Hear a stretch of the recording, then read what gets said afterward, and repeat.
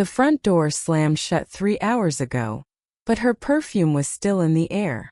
Sweet, loud, too alive for a house that had learned to breathe quietly over decades.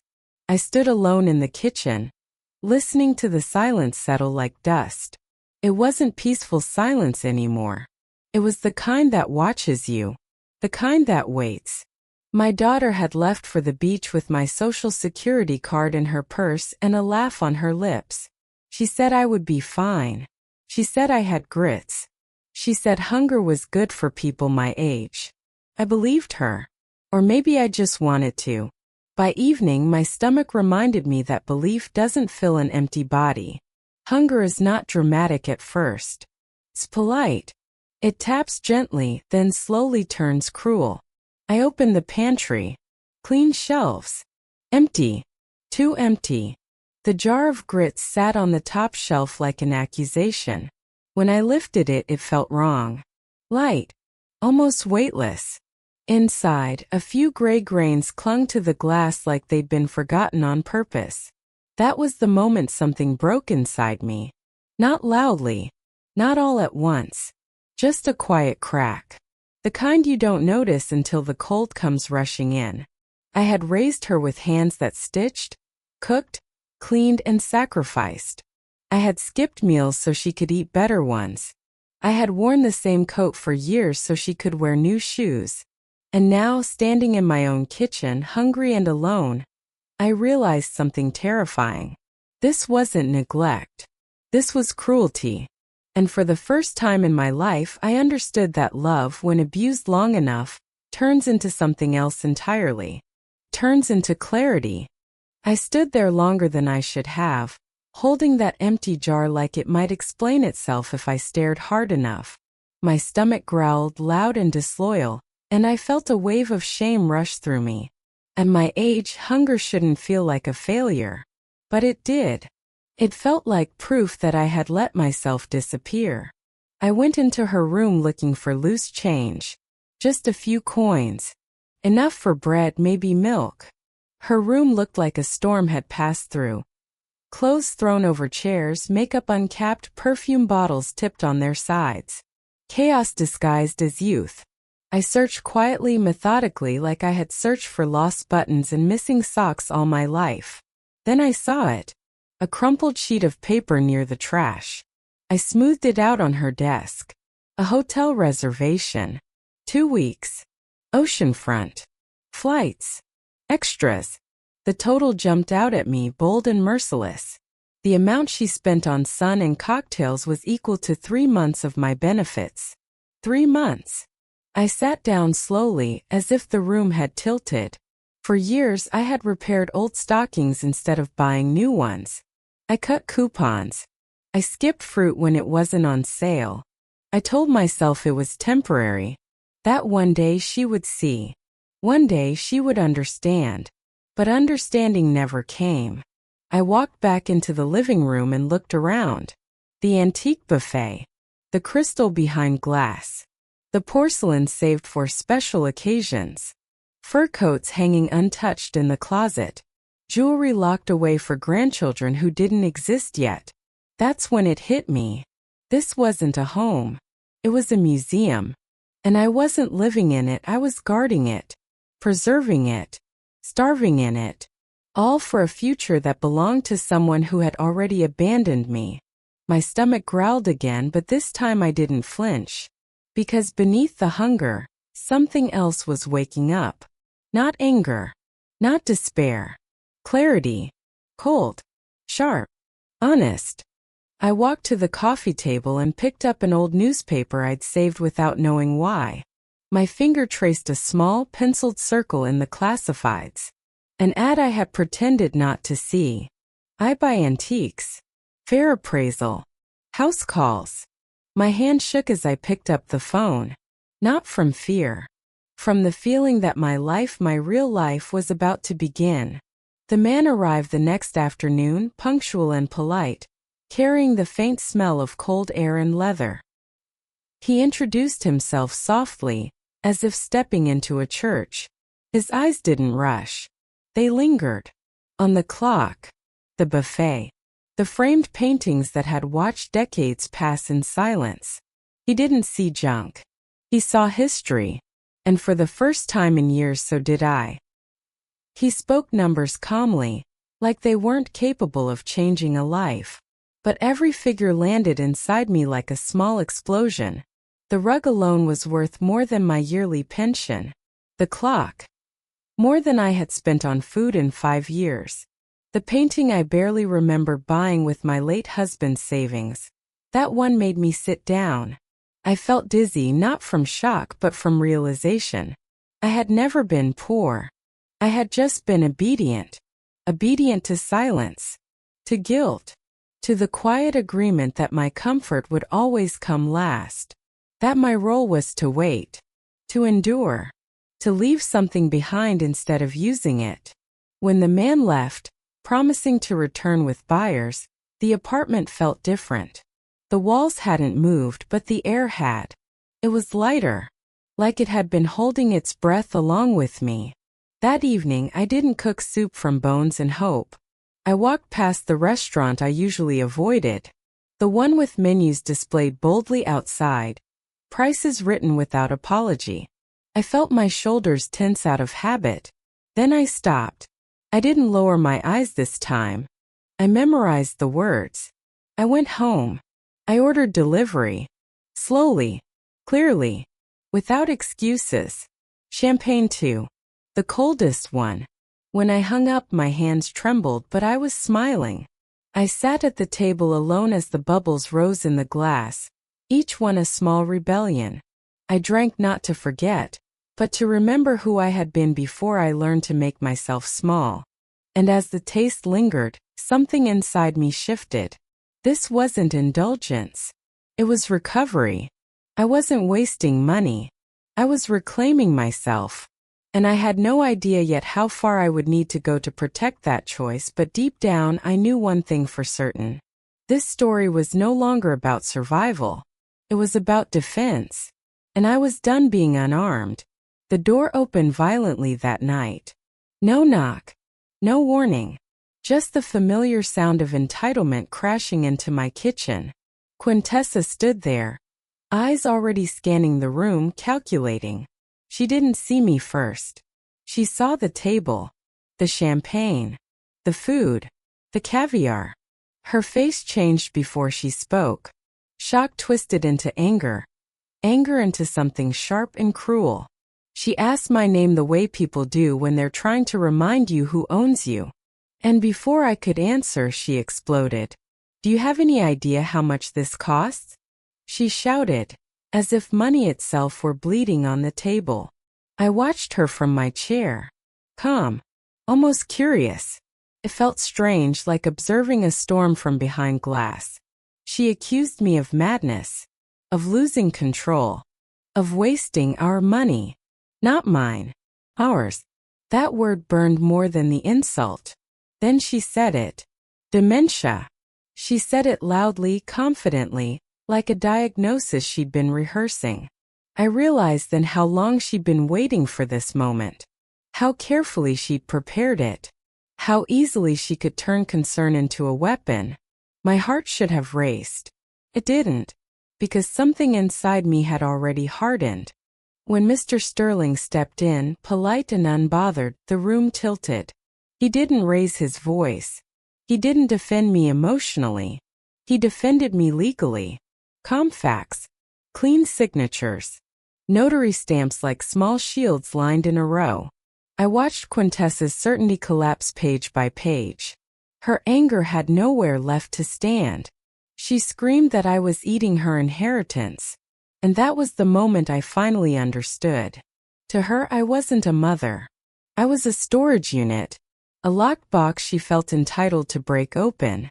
And as she stood there, red-faced and shaking, I took another bite of my sandwich, slowly, deliberately, and tasted freedom for the first time without fear.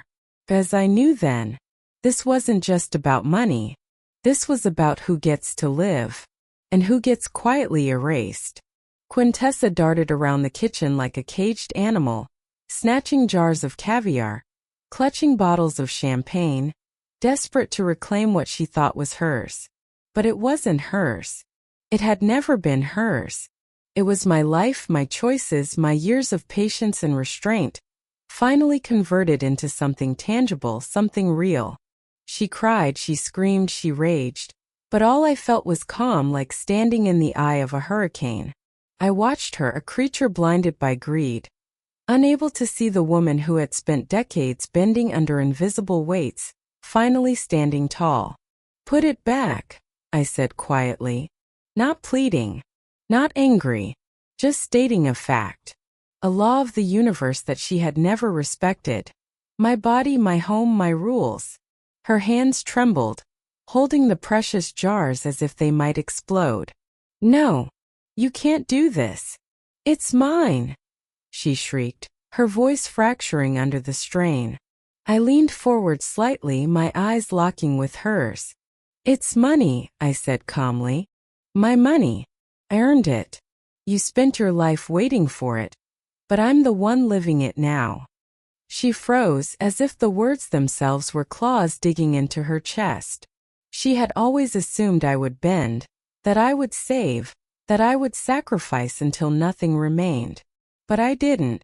I had learned finally that sacrifice is not a currency owed to others. The room felt heavy with tension, but I could feel something lighter inside me, air, space, possibility. For the first time, I realized that taking back control wasn't just a rebellion. It was survival. And it tasted sweeter than any dessert, any caviar, any champagne. Miss Theodosia, standing silently at the doorway, gave me a nod that felt like an embrace from the universe. Not all witnesses applaud, but some recognize truth when it stands before them. Quintessa, for all her fury, could not dispute it. Not anymore. Quintessa's face shifted from shock to anger, then to disbelief.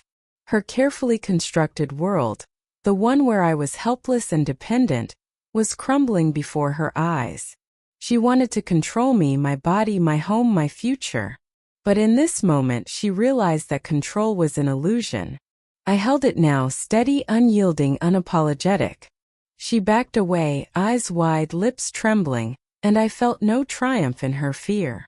Only the quiet strength of someone who finally understood that life isn't about what others expect, but about claiming your own existence. She had underestimated me, as children often do, as those who live in shadows underestimate the light. I walked slowly to the fridge, the jars of caviar gleaming under the light, the champagne sparkling like frozen sunlight. My fingers traced the edges of the containers. This wasn't just food. It was defiance. It was proof that I could live fully, unapologetically, without waiting for permission or approval. "Look at this," I said softly, not to her but to the room, to the years of dust, silence, and restraint. "This is life. My life. And I will not apologize for it." She tried to speak, but no words formed. Her usual arsenal, threats, scolding, emotional manipulation, had nothing left. The armor she had built around her entitlement was cracking, and there was no one to repair it. Miss Theodosia, still holding her sandwich, glanced at me with quiet admiration. Even in the small, ordinary actions, the way she had dared to sit, to taste, to acknowledge, I felt seen. Not as a frail old woman, not as a victim, but as someone who had finally broken free from decades of imposed duty. And I realized then fully the depth of what I had done. I had taken control, reclaimed my autonomy, and shown that a life deferred for others' expectations is a life half-lived. This was more than survival. This was the rebirth of self, the triumph of personal truth over inherited oppression. Quintessa's panic grew as she noticed the absence of the furniture she had assumed anchored my weakness. The Persian rug, the heavy grandfather clock, the ornate cabinets, all gone. Her eyes flitted across the empty corners, desperately searching for something familiar, something she could claim as proof that I was still bound by her authority. But there was nothing. I remained seated at the kitchen table, calm and collected, the steam rising from my coffee swirling around me like a halo. The air smelled faintly of fresh bread, butter, and jasmine from the candles I had lit earlier. Every detail, every sensory choice was mine. My home had become a sanctuary, a reflection of the life I had denied myself for too long. She lunged toward the fridge, her hands shaking as they clutched the cold handle. Her mind raced, trying to rationalize the impossible. "Where did you get this money?"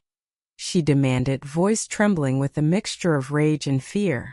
But I said nothing. Silence has a power words cannot match. It lets the world sit with the weight of your choices. She jabbed her fingers toward the shelves of caviar, champagne, truffles, and exotic fruits, as if poking them could undo what had been done. "This is not normal," she shrieked. But who defines normal? Was it normal to live as a ghost in your own home, waiting for scraps and permission? Or was it normal to finally taste the freedom and dignity that had been denied for decades?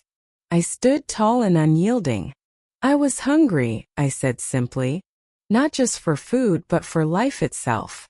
Hungry for a life that is mine. Hungry for respect.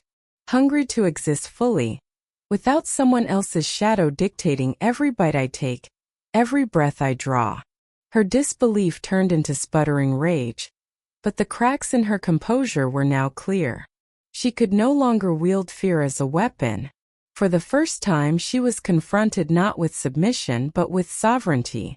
Quintessa's hand shook as she reached for the first jar of caviar, as if it were a lifeline she could cling to.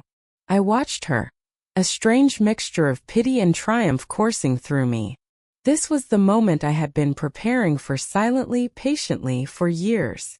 The years of quiet endurance, of muted suffering, of giving and bending until I was almost invisible, all led to this simple act of reclaiming myself. You can't just do this," she shouted, her voice cracking, as though the world itself had betrayed her. But I wasn't angry. Anger would have made me small again, reactive, predictable. Instead, I was calm. Every breath I drew was mine, undiluted by the shadow of her judgment or her control. Every sip of coffee, every bite of the crisp baguette with butter and smoked salmon, was a reminder that I finally belonged to myself. I picked up the red brochure and laid it on the table, the glossy pages reflecting the soft afternoon light. "Do you remember?" I said, my voice quiet but cutting. "Do you remember how you planned to send me away, to lock me in a place where no one would care, where I would rot quietly while you spent my life in luxury?" Her lips trembled but no words came. I continued. "I found it and I understood. I understood exactly what you wanted to do. But you forgot one thing. You forgot that I am not powerless. You forgot that I am alive. And today I am taking it back."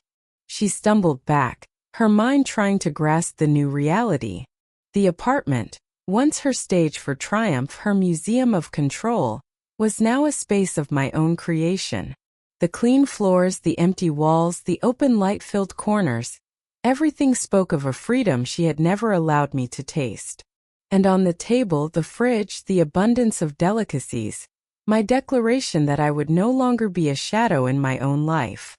Her face went pale, her fury now laced with fear.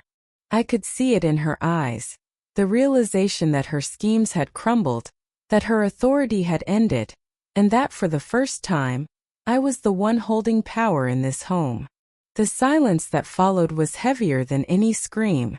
Quintessa stood frozen, her mouth slightly open, her eyes darting between the brochure on the table and my face, as if she were waiting for me to laugh and say it was all a joke. But I didn't. I simply looked at her, really looked, and for the first time I saw not my daughter, but a stranger shaped by greed and impatience. "You planned everything," I said slowly. "The timing, the papers, even the month you'd be away, so I wouldn't notice in time." My voice didn't shake. That surprised me most of all. I had imagined this confrontation 1,000 times, always with tears, with rage, with pleading. Instead, there was only clarity. Cold, sharp, undeniable clarity. She tried to speak, stumbled over her words, reached for excuses like a drowning person reaching for air. I was just being practical, she muttered. You're old. Things happen. Someone has to think ahead. I nodded. Yes, someone does. And now that someone is me. I opened the drawer beside the table and slid out the folder, the power of attorney, the draft she thought was hidden, the future she had written for me without my consent. I placed it gently next to her hand. You were ready to take everything from me, I continued. My home, my freedom, my dignity, all while smiling at me, calling me mama, pretending you cared. Her shoulders sagged. The confidence she carried into the apartment drained from her like water from a cracked glass. Around us, the kitchen stood clean and bright, stripped of the past but full of promise. It no longer felt like a waiting room for death. It felt like a beginning. You don't get to decide when my life ends, I said. And you don't get to decide how I live what's left of it. She looked at the door, then back at me, realizing the truth she had avoided for years, that control only works when someone agrees to be controlled. And I no longer did. The power had shifted. Quietly. Permanently. For a moment she still believed she could scare me. I saw it in the way her chin lifted, in the sharp inhale before she spoke again. You think this is over, she hissed. You think you've won? You still need me. When you're sick. When you can't walk. When you can't even pour yourself a glass of water. I listened. Truly listened. And something inside me finally settled, like dust after a storm. All those years I had confused fear with love, dependence with family, silence with peace. I needed you, I said softly. That's true. I needed you when your father died. When the nights were too long and the mornings too quiet. I needed you when my hands hurt from scrubbing floors and my back ached from carrying a life that wasn't mine anymore. She scoffed, but I continued. But needing you doesn't mean surrendering myself.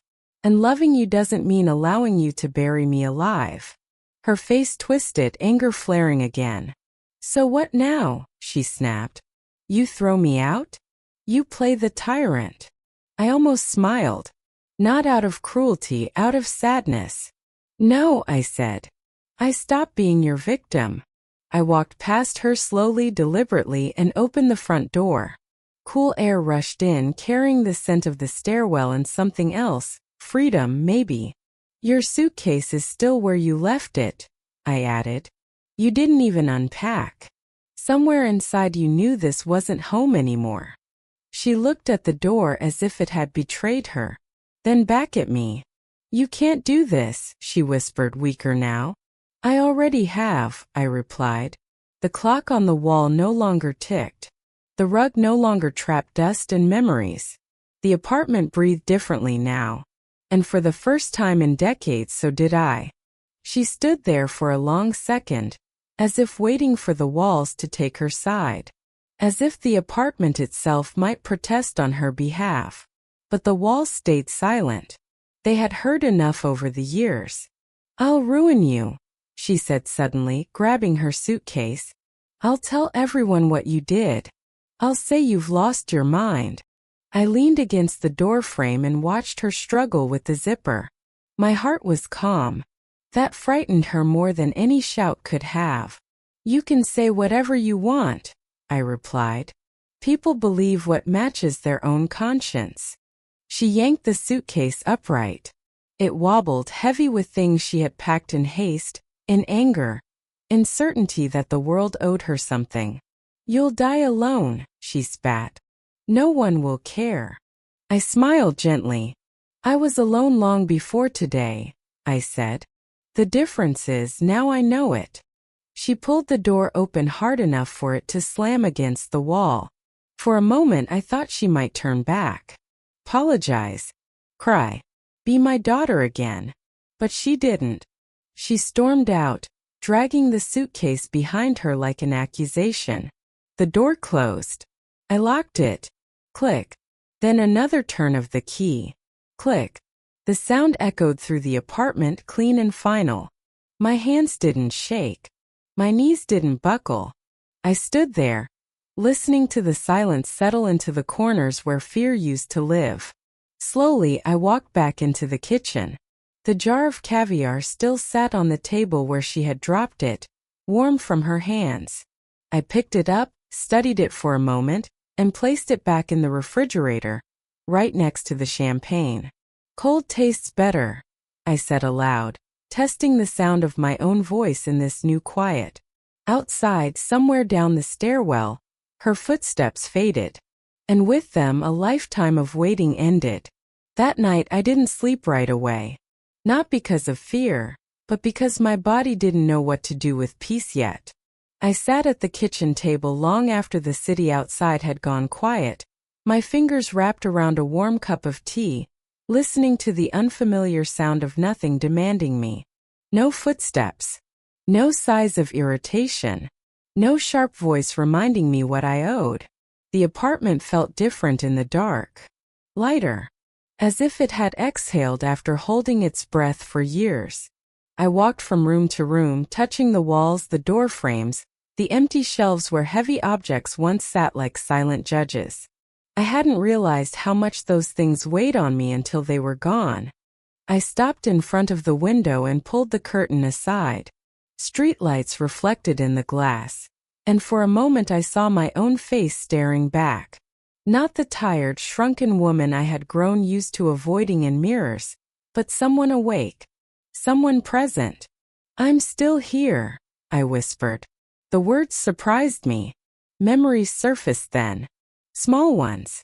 The first dress I ever bought with my own money. The way my husband laughed when I burned dinner and we ordered food instead. The nights I stayed up sewing, saving, sacrificing, believing love was proven by how much of yourself you gave away. I had given too much. I returned to the kitchen and opened the refrigerator again, just to reassure myself it was real. The light spilled out, illuminating abundance where scarcity used to live. I took out a small spoonful of caviar, slowly, deliberately, tasting it without guilt. This wasn't extravagance. It was survival reclaimed. For the first time in decades, I went to bed without setting an alarm for someone else's needs. And when sleep finally came, it wasn't heavy. It was gentle. Morning came not with an alarm, but with the soft spill of sunlight across the hardwood floor. I stretched in bed, luxuriating in the sensation of waking without tension, without the weight of expectation pressing on my chest. Even the air smelled different, clean, warm, and alive. I dressed slowly, choosing not the oldest cardigan or the worn slippers I had hidden in shame, but a light blouse, soft and flowing, that felt like permission. Permission to exist for myself, for my desires, for the small joys I had denied for years. The apartment greeted me differently than it ever had before. Each empty corner whispered freedom. Each wall reflected light rather than the shadow of obligation. I walked into the kitchen, and my eyes fell immediately on the fridge. Still full. Still mine. A small smile curled across my lips as I pulled out a wedge of brie, letting its soft aroma fill the air. I poured myself a cup of freshly brewed coffee, the kind that steamed in thick, curling plumes and reminded me of cafes I had passed by but never entered because I had convinced myself I didn't deserve it. I sat at the table and bit into a piece of bread, thickly layered with butter and brie. The flavor exploded, sharp, creamy, alive. It was not just food, it was a declaration. I was here. I mattered. I could take from the world what I needed to survive and to thrive. The quiet was my ally. It let me remember who I was beneath the layers of sacrifice and habit, beneath the fear of angering Quintessa, beneath the expectation that I must always defer, always give, always shrink. I closed my eyes and breathed deeply, letting the warmth of the sun, the richness of the food, and the calm of my thoughts settle like a blanket over my soul.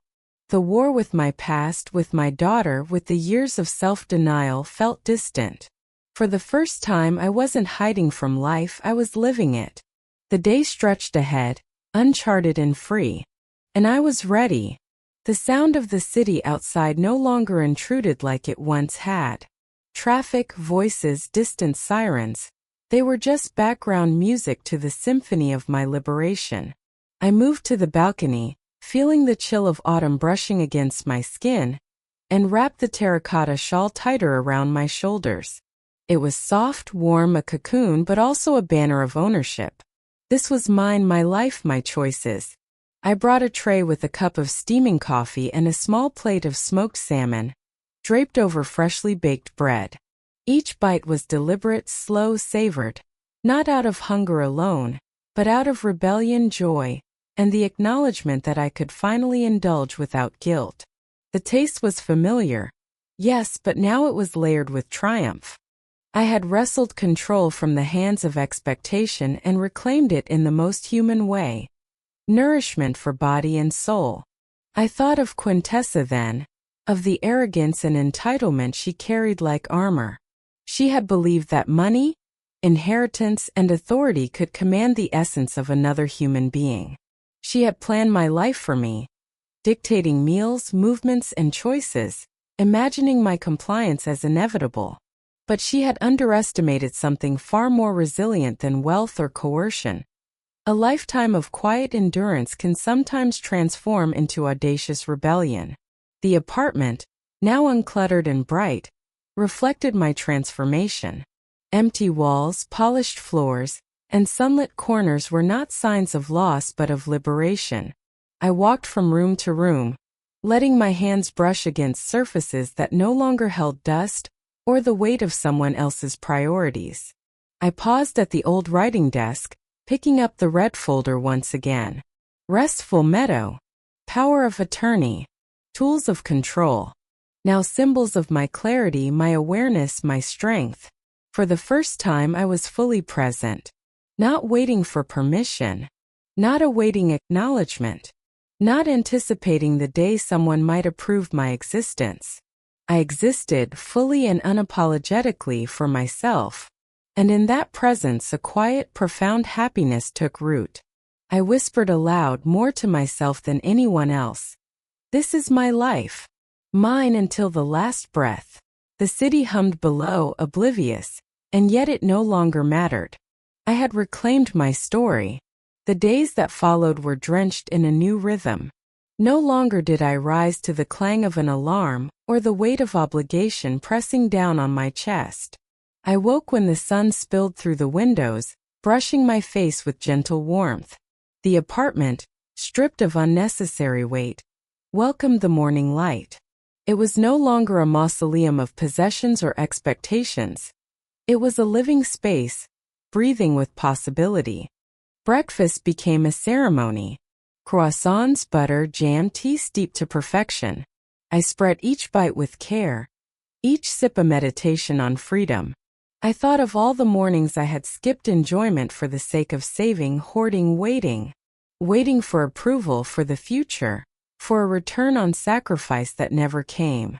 Now, even the simplest act of eating was revolutionary. Each meal declared, I am here. I matter. I exist.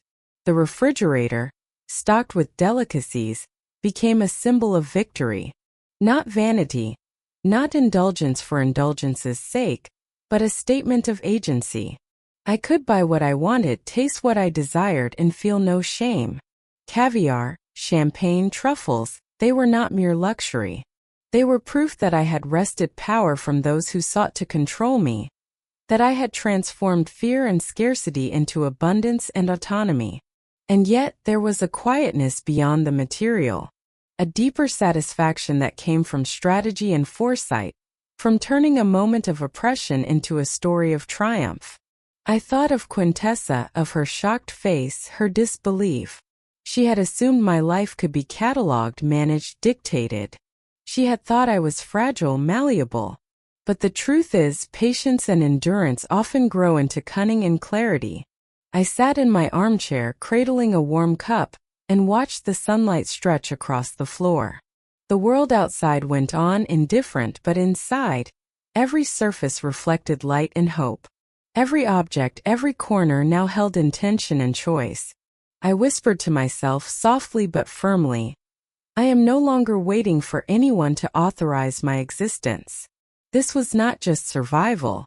This was living. Fully, deliberately, and without apology. Evenings became a slow, deliberate pleasure. I lit candles not for ambience but for the simple joy of watching wax melt, of seeing shadows stretch across walls that once held only expectation and judgment. I poured wine not to numb but to savor, to feel the fullness of life in each sip. The flavors were rich, layered, alive. Much like the life I had reclaimed.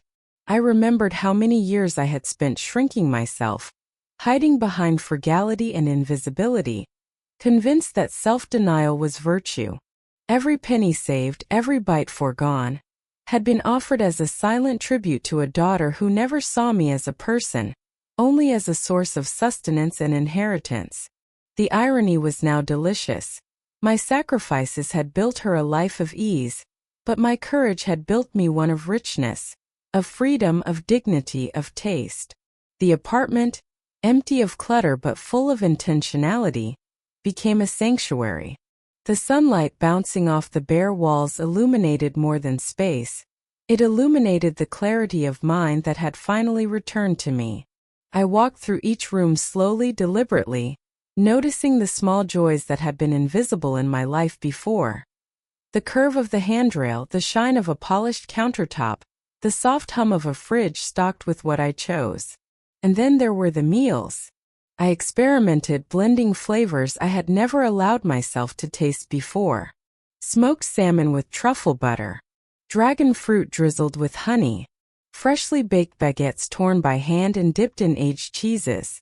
Each bite was a rebellion, a testament to the fact that I could claim pleasure without guilt, and that my body, my senses, my desires long ignored mattered. I thought of Quintessa often, though not with fear or resentment. Her plans had failed because she had underestimated me. She had tried to compress a lifetime of autonomy into a moment of control, assuming that my silence equaled compliance. But silence can be strategy. Restraint can be strength. And in that kitchen, filled with the smell of lilies and roasted almonds, I realized I had finally become my own master. I whispered to myself almost reverently, "This is what it feels like to own your life." And in that whisper, the apartment, my sanctuary, echoed back with approval, warmth, and the quiet triumph of victory. Days passed, each marked by a slow unfolding of new routines that felt both luxurious and grounding. I woke when I wanted, not when a schedule dictated, letting sunlight touch my face and warm my skin. Breakfast became an art form. Buttery croissants with fresh fruit, eggs poached perfectly, tea steeped just enough to release fragrance without bitterness. I discovered the joy of indulgence paired with intention, the difference between consuming to survive and consuming to savor. I explored corners of the city I had ignored for decades, small cafes, quiet bookstores, streets where the past whispered, not demanded. And everywhere I carried a quiet defiance, the knowledge that my life was mine, to spend, to enjoy, to shape. Money had been the instrument of my liberation, yes, but more than that, it was a symbol of self-worth, of a life reclaimed from those who would have boxed me in, controlled me, diminished me. Evenings were devoted to reflection. I poured wine, settled into the armchair that had once seemed ordinary but now felt like a throne, and thought of all I had endured. The sting of Quintessa's cruelty, the years of invisibility, the endless expectation to give without asking. These were not mere hardships. They were teachers, forcing me to recognize the strength that had always been there, the courage I had denied myself. I began to write again, small notes, thoughts, observations, little reflections that connected me back to the world outside my apartment. Words flowed more easily now, unburdened by fear or doubt. Each sentence was a claim: I exist. I matter. I am here. I am alive. And then the phone rang one afternoon. Instinctively, I reached for it, expecting another intrusion of control, another attempt by the world, or by Quintessa, to diminish me. But it was a friend, someone who had noticed my absence, someone who wanted to share stories and laughter.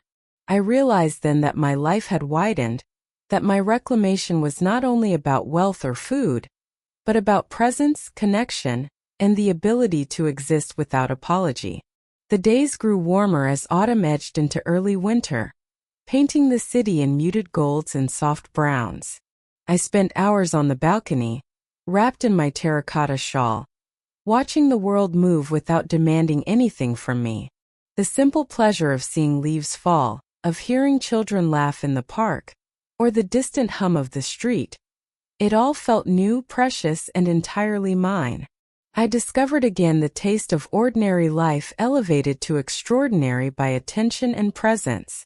A fresh baguette still warm torn apart by hand, creamy cheese melting on the tongue, truffles that smelled like earth after rain. Even the humblest cup of tea, carefully steeped and poured into a delicate porcelain cup, became an act of ritual, a declaration that I was worth the care I gave myself. Mail arrived, some letters, some bills, and in between little notices of events, exhibitions, and theater performances. I no longer hesitated. I went, I watched, I laughed quietly at scenes that reminded me of my youth, of possibilities I had put aside in service of others. Each step outside the apartment was a step back into life, a reclaiming of territory I had long ignored, fearing judgment, scarcity, or reprisal. And yet, there were moments of reflection that cut deeper than any quarrel with Quintessa ever could. I thought of the years I had saved for a future that never needed saving, of grits boiled thin and butter rationed, of small humiliations endured silently. Each memory was sharp, but instead of bitterness, I felt fuel for joy, for careful, deliberate reclamation of a life that had been denied to me. The apartment, once a museum of fear and obedience, became a sanctuary of freedom and taste. Every object I allowed in, every moment I claimed was a testament. I realized my body, my desires, my mind, my home, these were mine. I owed nothing to anyone but myself. And in that truth there was peace, there was fire, and there was an unshakable resolve. Evenings became my favorite hours. The sun would sink behind distant rooftops, and the apartment glowed with golden light, spilling across bare floors and empty walls. The quiet was mine, unbroken by demands, interruptions, or the sharp edge of entitlement. I poured a glass of deep red wine, the kind I had once only dreamed of sipping, and let its warmth spread through me. The taste was layered, complex, alive, like the life I was finally living. I began planning small adventures, not out of necessity, but out of desire. A weekend in the countryside where I could watch mist roll over hills, where the air smelled of pine and damp earth. Even a short train ride, the rhythm of wheels over rails, a meditation, became an indulgence I allowed myself. I took photographs of sunsets, of shadows cast by trees on snow, of fleeting moments of beauty that once would have passed unnoticed. Each morning I woke without the pressing weight of expectation. I made coffee, brewed strong tea, and prepared meals with attention, with care. I realized how much I had denied myself simply by waiting for someone else to appreciate my existence. Now the pleasure was immediate, unfiltered, and complete. Bread was torn, cheese sliced, fruit peeled and eaten slowly, deliberately, with gratitude. These small acts of consumption, of living, felt revolutionary. And yet there were shadows. Quintessa's absence did not erase the scars, the whispers of doubt that lingered from decades of subservience. But even these shadows had softened, reshaped by time and experience, turned into caution and clarity. I understood now that true freedom was not merely physical, but mental, emotional. A sovereignty over one's own choices, one's own space, one's own joy. And I reveled in it. The apartment had finally become mine in every sense. The echoes of her footsteps, her sharp words, and the panic had faded, leaving only a profound silence that smelled of lilies, polished wood, and the faint trace of champagne. I walked slowly from room to room, touching the surfaces that had once held a weight of expectation, of judgment, of someone else's idea of what my life should be. It was strange, almost disorienting, to realize that no one would dictate when I ate, what I wore, or how I spent my days. I paused in front of the refrigerator, still stocked with delicacies I had earned with careful planning, patience, and yes, a touch of rebellion. A smile spread across my face, not a triumphant smile, but a soft, content one. The kind that comes from knowing that finally your choices belong to you alone. I poured myself a glass of champagne and let the bubbles rise, catching the light and scattering it across the kitchen walls. I could feel a warmth spreading inside me, not just from the drink, but from the reality that I was free from someone else's control. This was my body, my mind, my appetite, and my life. I sat at the table, letting the sunlight fall across my hands, the glass, and the crumbs of toast I had prepared. Each bite was a quiet celebration, each sip a gentle assertion. I exist for myself. Evening came, and the golden light of the sun stretched across the walls, painting everything in hues of warmth and possibility.